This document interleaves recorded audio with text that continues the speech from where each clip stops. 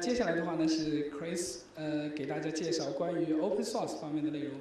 那么大家都知道，在 Google 里面的话 ，open source 也使用的非常多，不只是在 Google 内部 ，Google 同时也在积极的 contribute 了整个 open source 的整个这样的一个社区。所以今天呢，Chris 就会给大家介绍说，在 Google 里面的 open source 如何开展的，以及呢，在整个我们的 open source 的社区里面，我们的基于 open source 的开发是怎么来进行的。好。Okay. Hi everyone. As you might have heard before, my name is Chris DiBona. I run a variety of open source related programs at Google. I'm very happy to be here, so thank you for having me, and thanks for coming.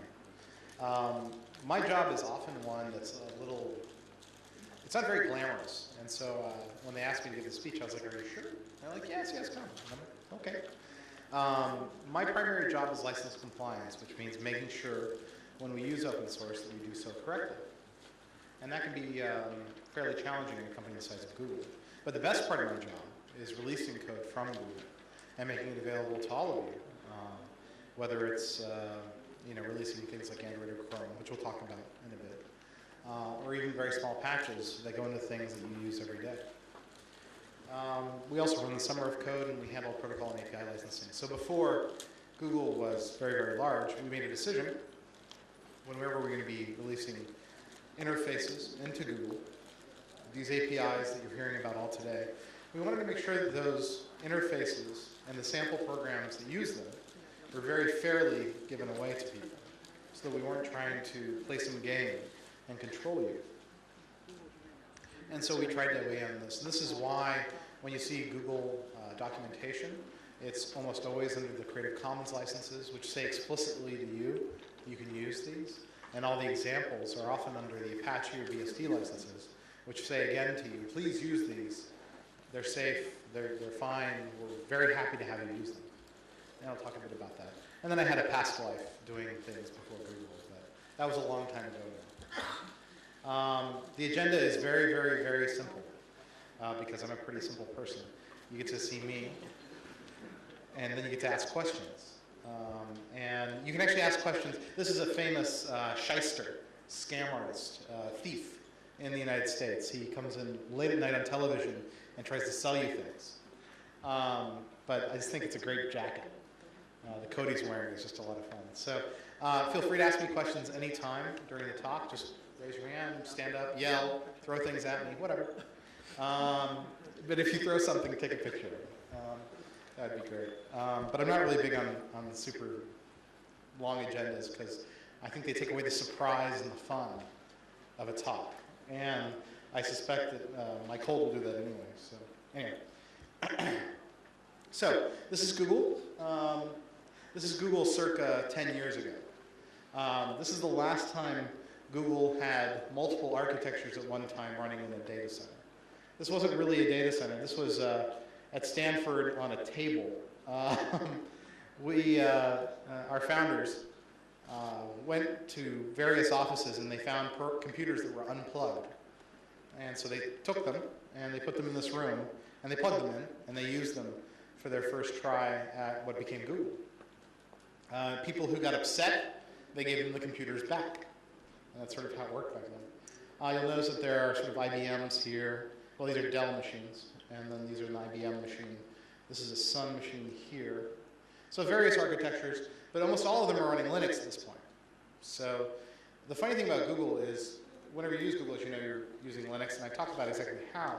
But this is the last time really we had non-Linux running at Google. So I really like to show this picture. And as we grew, we went a different direction than a lot of companies at the time. So for the same price of buying a reliable computer that could run Linux, we would go out and buy the same hard drives and motherboards and memory and components that you were buying for your PCs. They were less expensive, they were less reliable, but who cared? We had a lot of them, because what we needed more than anything else was storage and CPU time. So we went out and we just went out and bought them. We went to the local electronics store and we just bought a whole bunch of these. And so for the same price as machines, 10 times as useful to us, 10 times as useless to us, we were able to have a lot more capacity. And so instead, we built all of our reliability in software. And we kept on growing. And so we bought more of these machines. Again, the same hard drives that you were buying for your machines, we were doing here. And we were running Linux on top of them. So there's Linux running on all these machines. We had very advanced cooling systems here.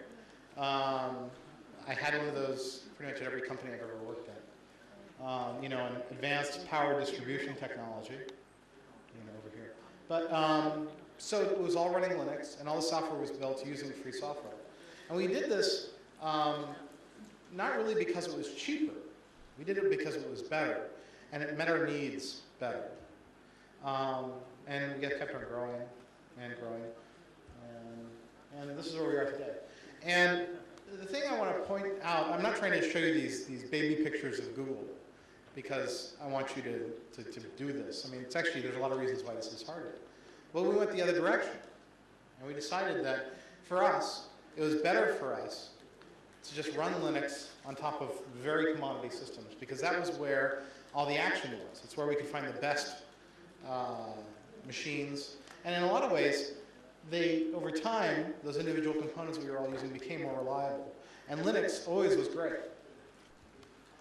Anyway, but let me talk a bit about open source before I talk about Google's role there. As you know, Google crawls the entire internet. And if you look on the internet, what you'll find right now is about 31 million files that make up open source software. And across the 31 million files, you'll find that about half of them are under the GPL.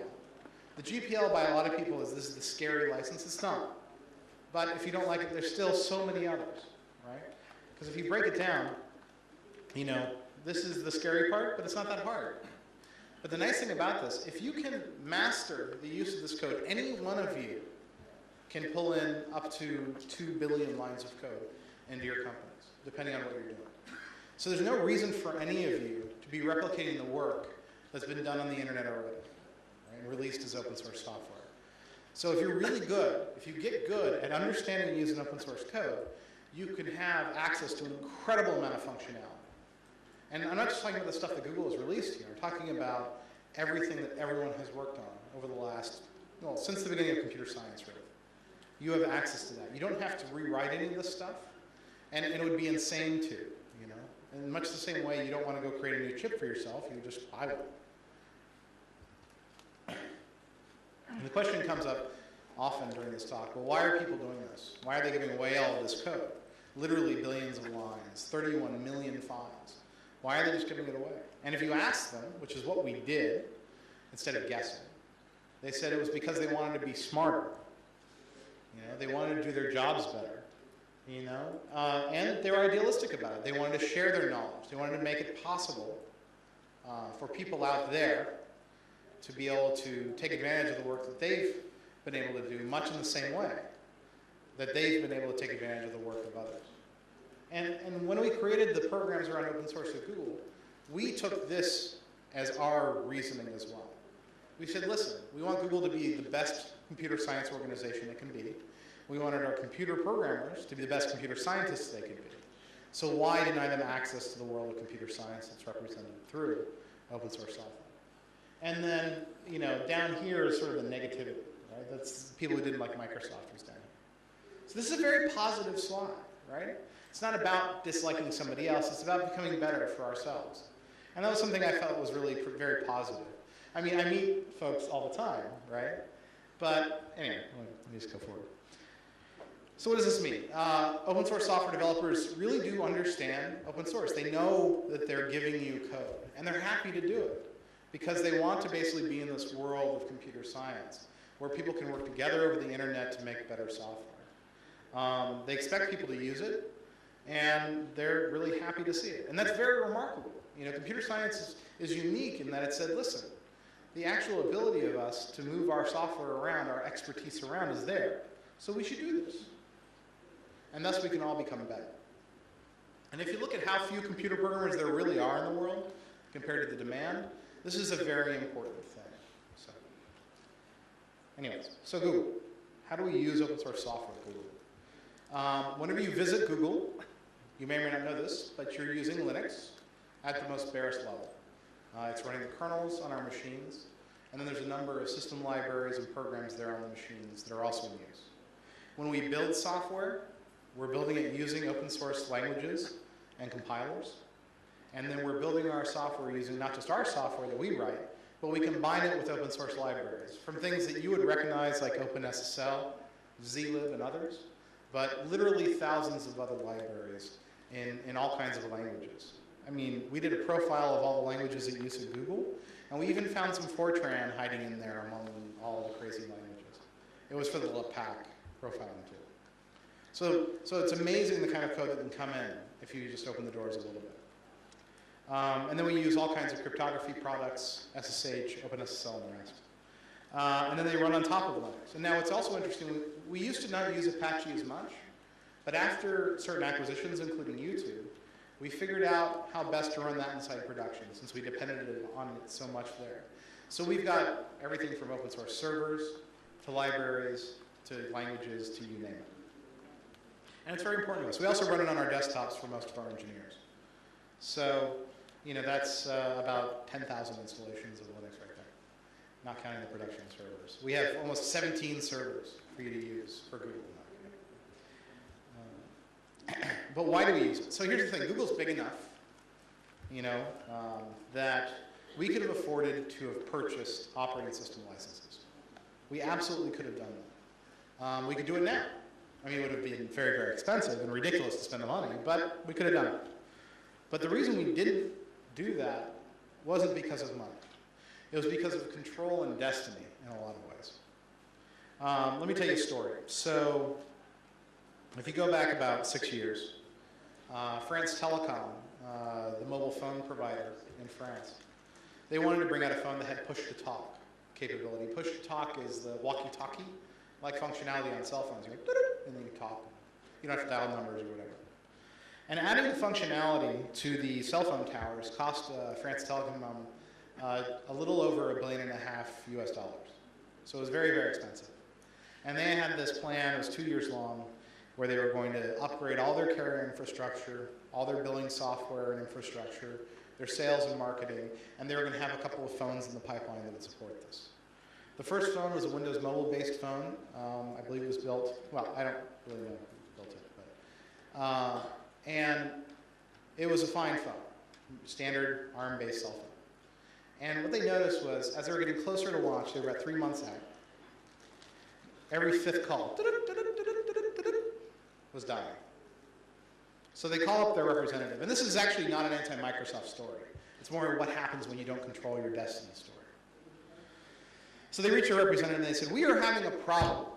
Every fifth call is dying. Dead on the floor. And sometimes the phone needs rebooting. Sometimes it doesn't need it. But that fifth call, toast every time.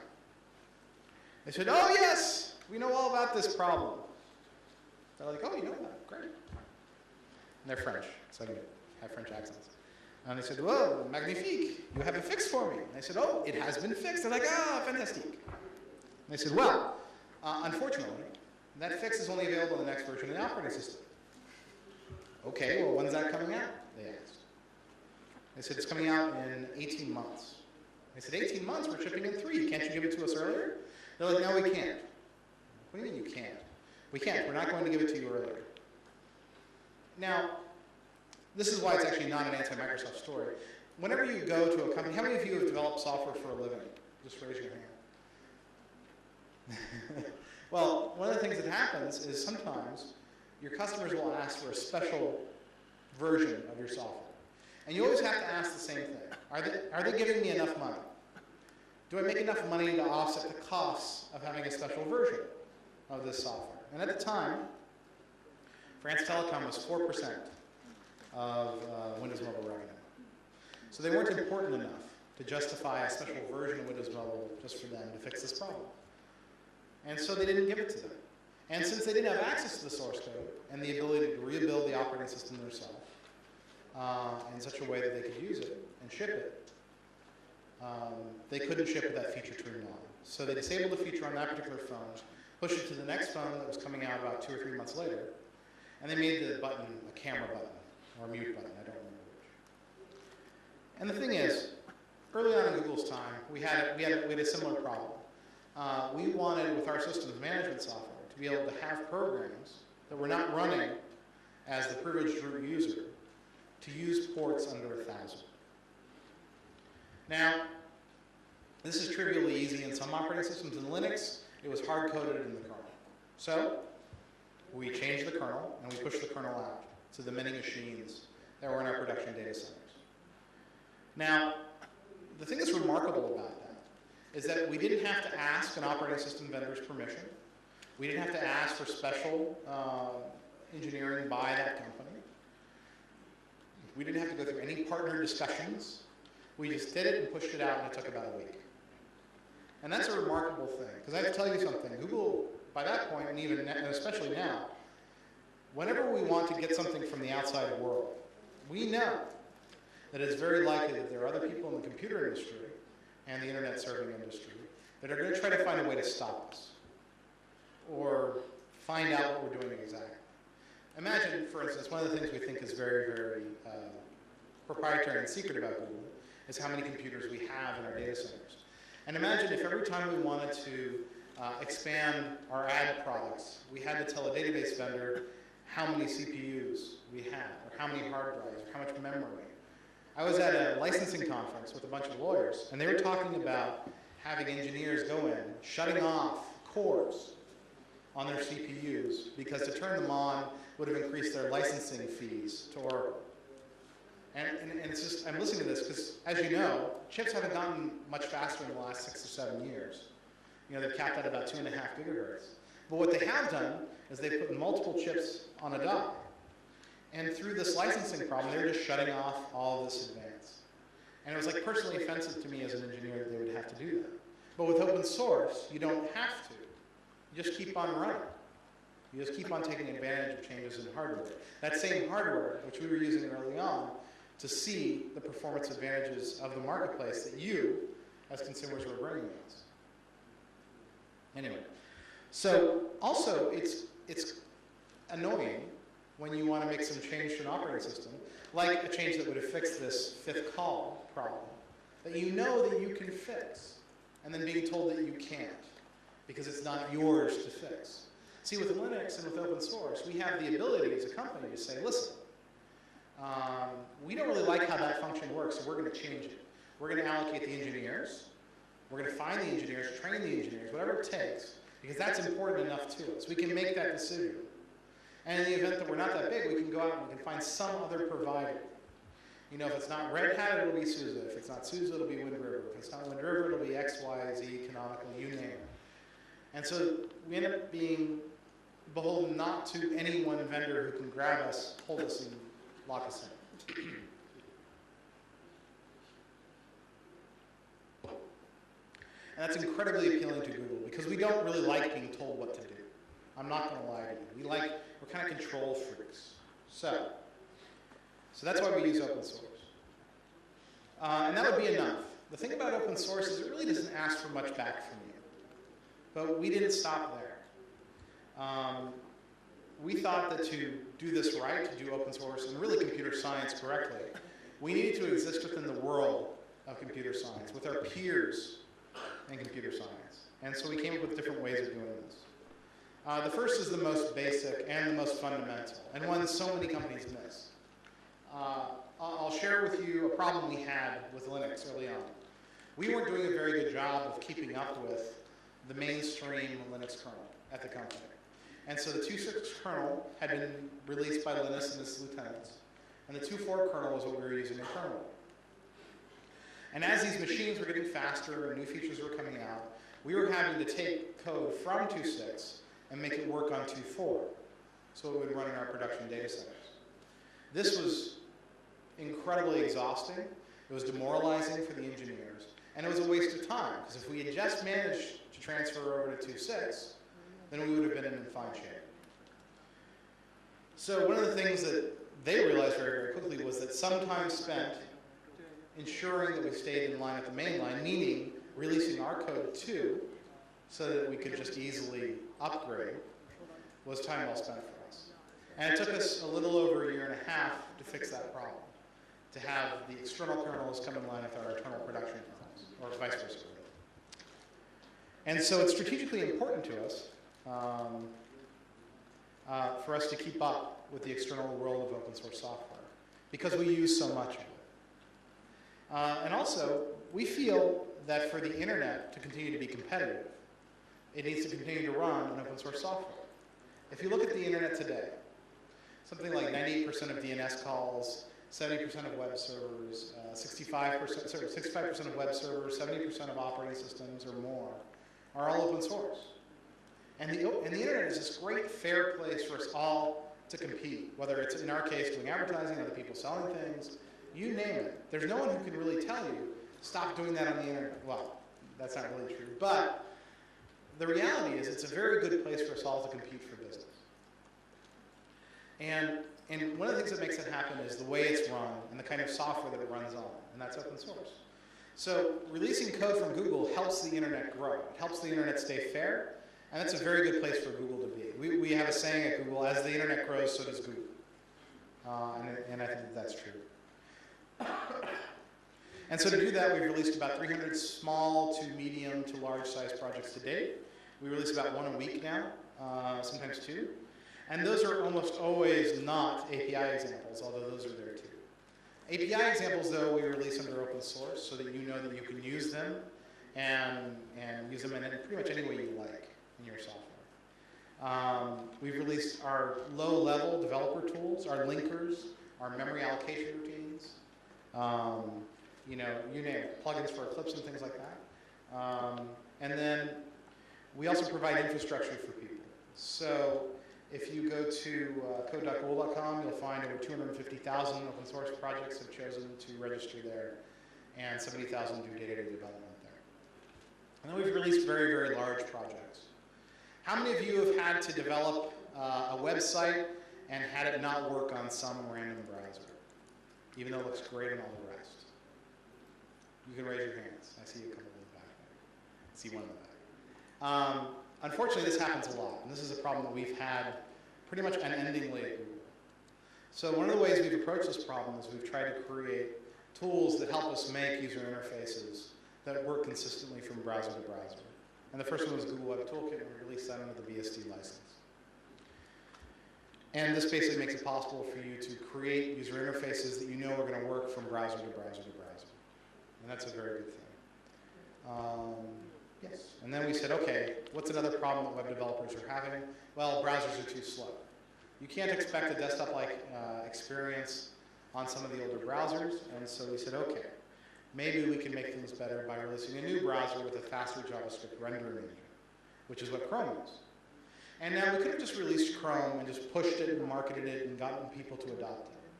But we decided instead to open source it so that should Safari, Firefox, IE, should any of them want the technology, they can just download it and include it in their software. We're happy to have them do that. And if the only effect of Chromium was that everyone decided that this was important again, speed, then we've done our job. And so we've done that job. But we still want to push and get it even better. And that's why Chromium exists, so it can be a fast, safe browser. Also under a BSD license, which means you can use it in proprietary or open source applications. We released Android, which is probably our biggest release to date, and one of the largest releases in the history of open source software.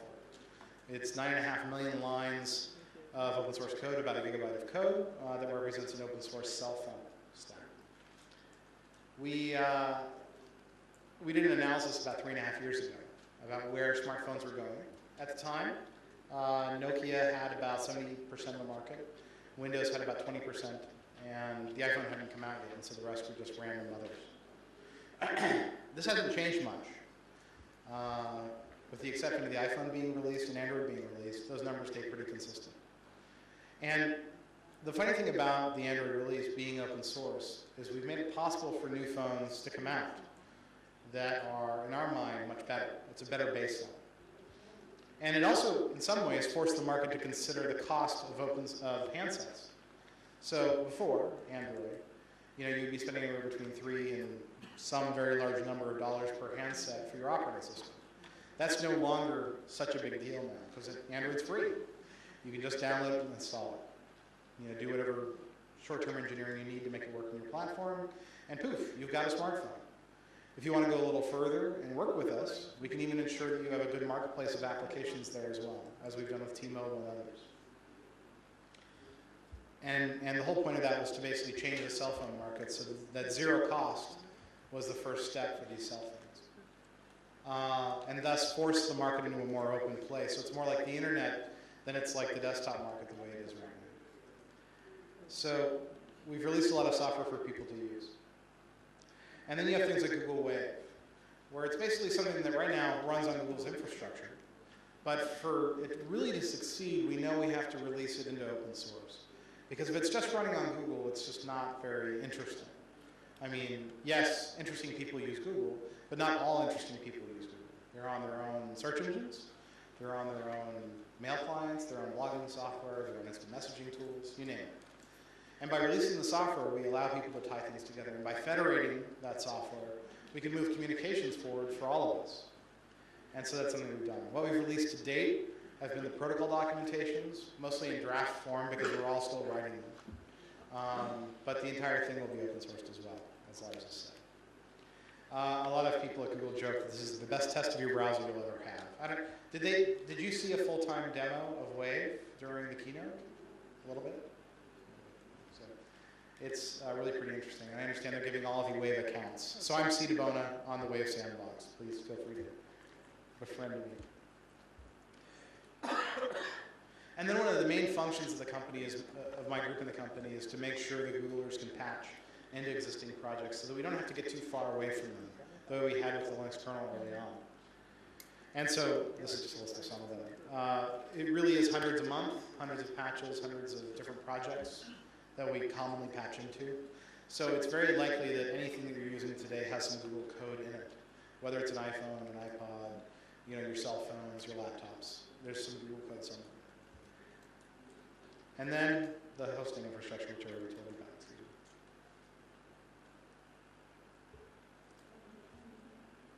And there's a summer of code. How many of you are in school right now, are university students? Any of you? How many of you have friends who are in universities? Anyone? Anyone? Okay, good, hands, excellent. So 70 Chinese folks this year, but 80 last year took part in the Summer of Code. And what it is, it's our way of introducing students to the world of open source software so that it's not so intimidating. The best thing about it, though, is the reality of programming is that when you're in school, you don't do a lot of real programming. You're doing more of the theoretical work and things that are circumscribed. Now, real user concerns, real platform problems, real bugs are hard to come by in college, in universities. So Summer of Code introduces you to very real problems, very real software, very real users, and very real bugs. And then we pay you for it. So if you're in university and you want a nice payment over the summer, this is a nice way of doing it. We can introduce you to open source, pay you, and have you write some good code. Last year we wrote about 3 million lines of code amongst 1,000+ students. It is a merit-based program, so we do fail about 1 in 5 students each year. So it is pretty intense. But it's also extremely rewarding. You get to meet some of the best people in computer science. We basically pair you up with a mentor from these open source projects, and we have literally thousands of them. And there's lots of organizations to choose from. If you like games, we have games. If you like kernels, we have kernels. If you like languages, we have languages. So you name it, we have it. Databases, anything. CMSs, if you like blogging software, we've got half a dozen of those. Lots of things. So. And you get a t-shirt at the end. So that's very handy. Good, I've left lots of time for questions. I know you're at the end of a very long day of interesting work, so please feel free to come up and ask anything you like. Yes? Hi. Google has used a lot of open source projects, open source projects. I wonder if will Google will release the Google products, such as Notebook Reader. Sure. So the question is, will we release Google products like Google Notebook and Google Reader? And most of the answers are no. But it's not malicious. This is actually with Wave why it's so important that we're starting from scratch with the open source ethic, because it's very hard after the fact to release things when they've got tendrils down into so many systems of the company. It's funny, because Google Reader and these others, they were built using Google Web Toolkit, and so we can give you parts of them, but it's hard to give you the whole thing, right? So so it's hard to release the older things like that, but it's getting easier over time. So Google Wave, for instance, that's why we're starting with this is an open source project from day one, and here you go. Same thing with Android, same thing with Chrome. We knew from day one that we wanted to keep it properly segregated inside the code base so that we could open source it. But it's very, very hard with some of the older things to release them. So what we do in those cases is you'll see us tear off little components of it. For instance, Google Reader and Notebook and Gmail, they all use the Google Servlet engine, Java Servlet engine, and we've released the Servlet engine. Google Servlet engine uses the TC-malloc memory allocation libraries and some of our other thread libraries. We've released those. So it unfortunately gets parted out at that point. But there's software out there for you to start with. So there you go. That's a good question if you want to give it a book. So, we have a couple of books we're giving away for good questions. But we don't have a lot of them from what I understand, so sorry. Yeah?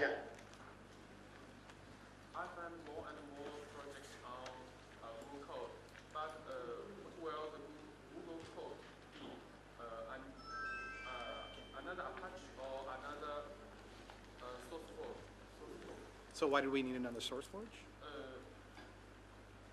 What will the Google Code do? It's the code dot Yeah. will be a new SourceForge? Apache, just like Apache, less pro projects, but Higher quality. Okay, I'll tell you that.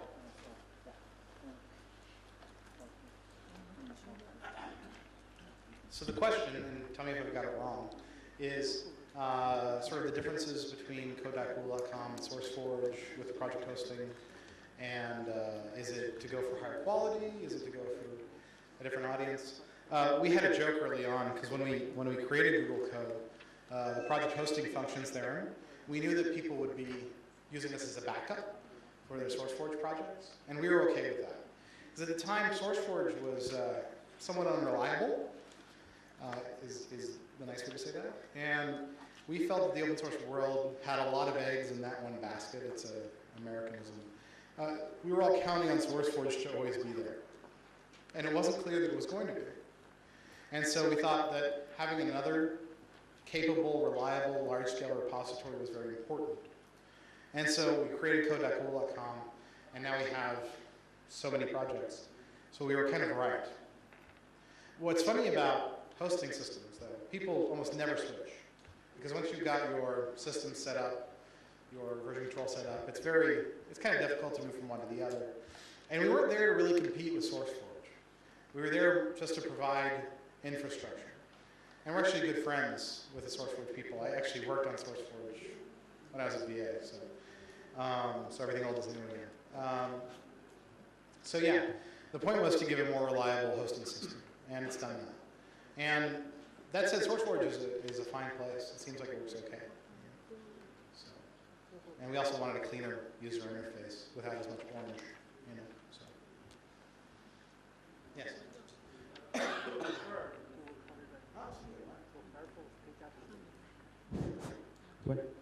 As you referred that I saw on your slides, Google create its own Linux version, Guba 2. Yes. Is that right? Can we download it? Nope.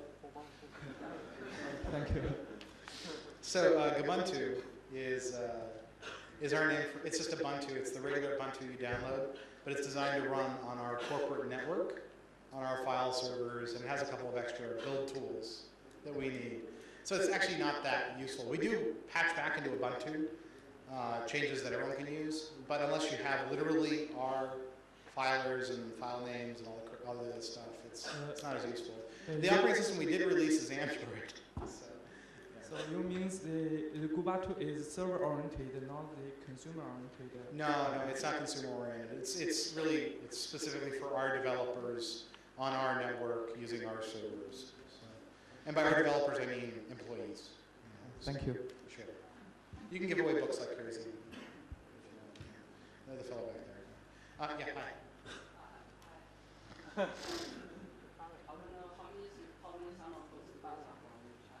hi. This year, I think it's about 73. So I think it's 73. I'd have to recheck the map, but yeah. Because I saw the list and the fifth one has about 20 or 30. So I think China maybe has less than 20. Well, I could be wrong, but I think it was a lot more than that. Okay. Yeah. The next question I've is, been wrong before. But, yeah. why don't you ship the T-shirts before the program? Why don't I ship the T-shirts before the program? I'm a summer course. Oh, you're a summer coach student? That's great. So the reason we don't ship the T-shirts is you have to finish first. So did you finish? If I already have a T-shirt, I can wear it. For example, today. T-shirts to be earned, though. You have to earn the T-shirt. Yeah. So we Summer of Code is a pretty funny program in that we give you a couple of things up front, like a little notebook and that kind of thing. But then once you succeed, you get the T-shirt, the third payment, and all the rest. And the T-shirt takes a while to get there because we have to ship it all over the world, and that's a pain. So if you don't get the T-shirt and you pass, you can email me and yell at me. But we don't ship it out in the beginning because it is something that has to be earned. And it's very likely you'll earn it, But yeah, we're very adamant, So, yeah. Well, it's good to be. Thank you for doing Summer Code. Yes. Well, yeah. Fine. Yeah, I have two questions. The first is how to choose the right open source products when we decide to use open source. For example, in our lab, we want to design a special DBMS, and we decide to do some changes on an existing open source DBMS. But as you know, there is BucklyDB, there is PG, there is MySQL. How can we know which is the best choice? Thank you. Well, I mean, it really has to do with more what you want to do with it. I have specific opinions about databases. I know which ones I'd pick, and I'd probably go straight to Drizzle, but that'd be more for my use case. You don't know sometimes. Sometimes you make a choice that makes sense, and then a week later it was idiotic, right? It's in this way, open source is no different than proprietary software. It can be very, very hard to pick the right piece of software. The nice thing about open source is you'll have the source code to fix the problem if you made a horrible mistake. But horrible mistakes are totally there for you to make, on open source, just as it is in proprietary software. Now, specifically speaking, if you want, frankly, I think the Postgres is a better community at working with newcomers. I would certainly say that. And then MySQL has a very specific kind of corporate/internet user base. But if I wanted to be all cutting edge and fast and cheap and out of control, I'd go with Drizzle, right? Because I know the Drizzle guys pretty well, and they're very good at just like, it's all about speed for them. It's all about getting the new one out and having it still be really, really fast. So it would depend on the kind of database you wanted to use. So at Google, we use MySQL, for instance. We're still using MySQL 5.1 or so, and we like it a lot. We have thousands of installations. We use it in our ad system. But at the same time, at SourceForge, where I used to work, we used Postgres for SourceForge. So, they're both great databases. And it'd be hard to screw up too badly. But if your goal is to get patches into it and new functionality into it, you're probably better off with Postgres, especially with Sun and Oracle figuring out who they are right now. Or if you want something that's a little less academic than Postgres, I'd go with Drizzle. So, but as far as like in general, you just need to figure out what works for you. And better yet, be willing to make a mistake. The nice thing about open source is if you screw up, okay, you can move on to the next project. You see this with content management systems all the time, where people will start with one, realize it doesn't meet their needs, and go to the next one, and the next one, and the next one. And that sort of flexibility is there for you with open source, which is nice. I've seen commercial providers try to give us terms that say we refuse to pull the data out of our own databases to port to another version of something. And those sorts of agreements are anathema to me. They're ridiculous. So I hope that answers your question. Yeah. First of all, thank you very much for the excellent presentation, Mr. DiBona. And I have a very simple question. I have heard that the Google has used Hadoop. I want to know is that true? And as known to us all, Hadoop, Apache Hadoop project is mainly supported by the Yahoo group, the Yahoo US, and Mr. Docketing is now in work for the Yahoo. And I want to know will Google later try to recruit Docketing to Google? What was that last part? Thanks. Last part of the sentence? My question is that I want to know, has Google used Hadoop? Oh, sure, yeah. We maintain, so Hadoop is we released a couple of papers about how we manage storage and do computation across that storage. And that was GFS and what we call MapReduce. And we published the papers, and then a very, very smart engineer, who, this was before he was working at Yahoo, named Doug Cutting, implemented versions in Java of those systems. And then he went to work at Yahoo, and they started building larger and larger installations of this. And it's a very cool system called Hadoop, H-A-D-O-O-P. And it's very exciting work. So we, of course, noticed this, and we were very excited by it, because while we know that our systems internally are pretty fantastic, having them exist by themselves doesn't really tell us much about how we perform against the market in general. So one of the things that we did, an engineer who worked for me by the name of Christoph, myself and some others, we built a data center in Atlanta with 2,000 cores of CPUs running Hadoop, and we offered that up for researchers to use it. And we ran some classes, one here in Beijing, I think one in Shanghai, was it Shanghai? I don't remember which. And then 3 or 4 in the States, teaching people how to do map and reduce operations on Hadoop. And the reason we did that was because people would come into Google and they wouldn't know anything about very large scale distributed computing because they didn't have the very large scale at their colleges. And so we got in this place where we could offer to researchers this system running Hadoop. And it gave us expertise running Hadoop so we could know where it was. Because the reality is for us, if Hadoop gets better than our internal systems, we'll just use it. You know, we're happy to use it. You know? So that's pretty exciting. We have a couple of patches here and there, and we're not as active in Hadoop because, you know, we've made our bed and are doing GFS and MapReduce inside our company. But Hadoop is some pretty good software. So if you want access to that kind of technology, the kind of technology that we do, use for large-scale analysis of the web, you know, it's a great place to start. So, does that answer your question? Yeah?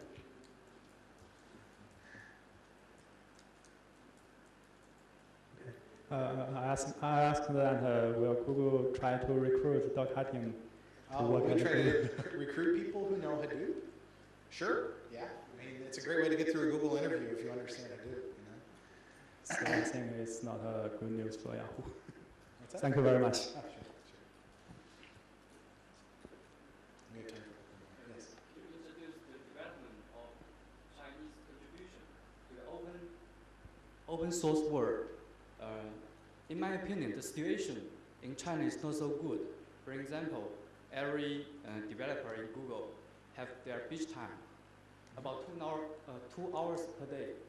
But most Chinese developers do not have so much time. That's right. So what's your opinion? Well, so first of all, I think that the world of job of working with Chinese developers. I think the language barrier has been hard for people, but we got past it with European and American developers. I don't know what the problem is there, but specifically for your question, I think the best thing you can do first off, if you don't have time really to dedicate to open source as part of your job, if your job has the opportunity to bring in open source technologies, that's a really good place to start because you'll be exposed to bugs and features you might want in those, and then you can write them yourselves, and then you can go to your bosses and say, listen, we can just keep on applying these patches internally, but if they're not specifically targeted at the revenue generating part of the business, you can say, if we release this, it'll make it easier to maintain because it'll already be in the software. And this is how a lot of American businesses got into open source, because they would use something internally or some tool just to do their normal day-to-day work, and they could keep that tool up to date more efficiently if you had a relationship with those developers. So I think that's a very good way to do it. That said, I think that the open source world is full of opportunity for Chinese developers, because most open source programs, the really, really good ones, they're only now really dipping their toe in great Chinese interfaces. But most of the interfaces look slapped on for the Chinese user. And so I think there's a lot of opportunity there to just take those things and make them better. And release your own versions of programs like that. So, you know. But finding the time can be very, very difficult when you're working exhaustively 24 hours a day, right? And that's true for all of us, especially now. So, even at Google, you know, I mean, a lot of people don't have time to spend on open source projects they'd rather do because their heads down on another problem. So it's not an easy answer. Sorry.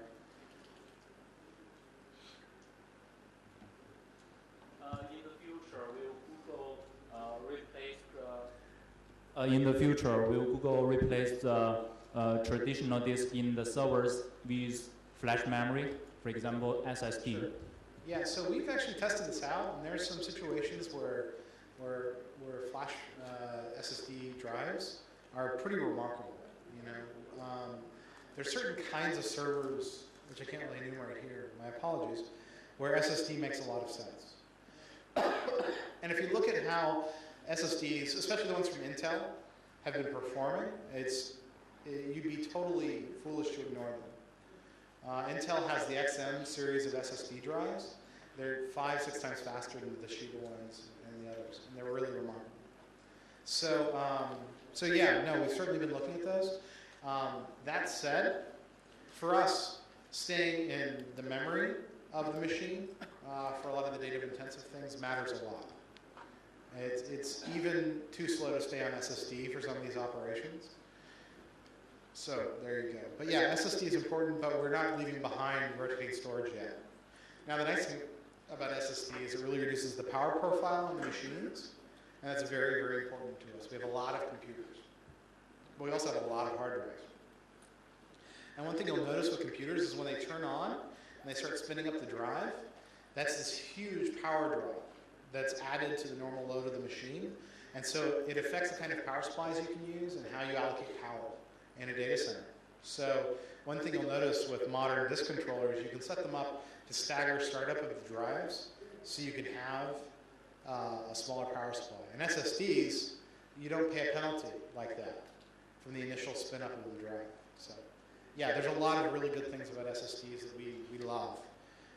But one thing we don't love is how expensive they are. They're still very, very expensive compared to rotating storage. So. Okay. We have time for one in-depth question, maybe two. How are we doing on time, Dennis? Oh, we have this one over here. And then we should let them eat dinner, you know? When does dinner start? When does dinner start?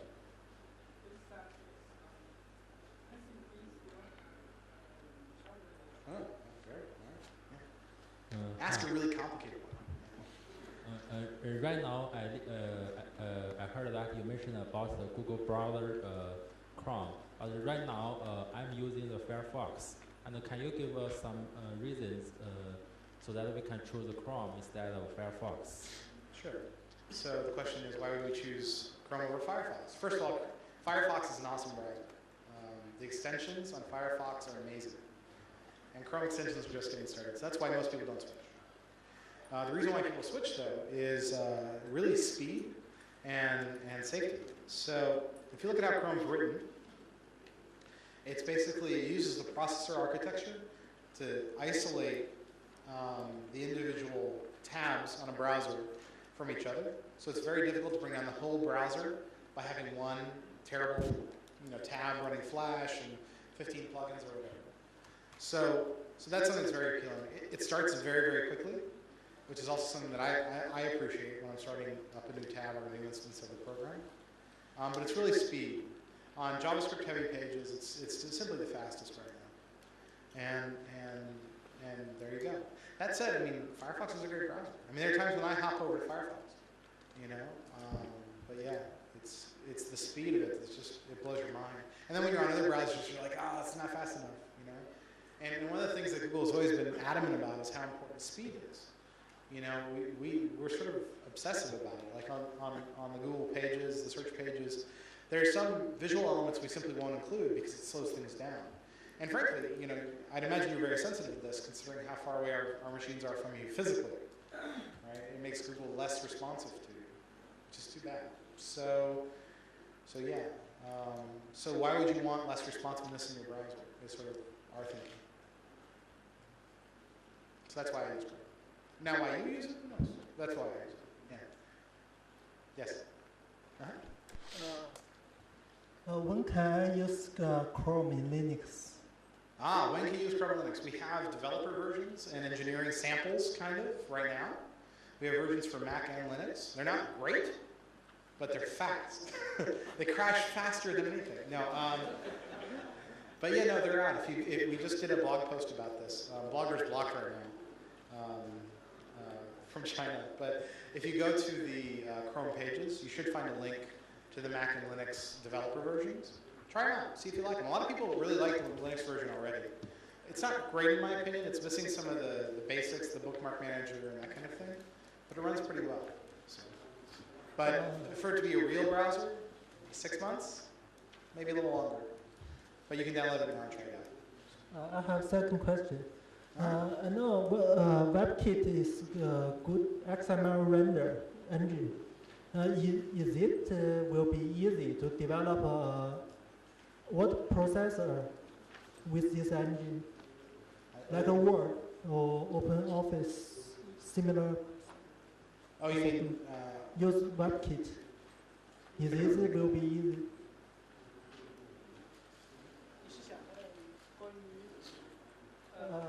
He can translate for me. 用那个 WebKit 的引擎是否容易？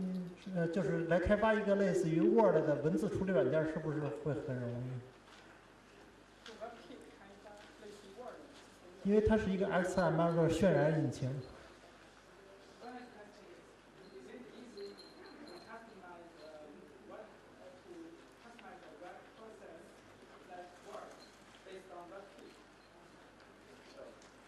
So if we could replace a complicated tool like Word inside the browser? I mean, we're trying, you know, with things like docs and spreadsheets. It is hard, though. You know, there's a lot of functionality that only HTML5 is now giving us so that we can have desktop-like programs inside a web browser. So I'd say it's more time is needed before we have that. But it's certainly starting, you know. There's some pretty remarkable work that's been done on Google Docs and Spreadsheets, Zoho Office, and other online word processors to make them quite competitive for what most people are doing with word processors. But real functionality, desktop-like functionality, it comes as HTML5 is adopted. I believe carefully we covered some HTML5 stuff during the keynote. So I don't know if that answers your question. Thank you. Okay, thank you. And I guess, do you want to wrap up? Yeah? One more question? Last question. Hey.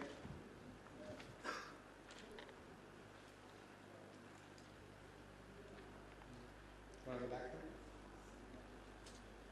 Yeah. Stand up. Hi.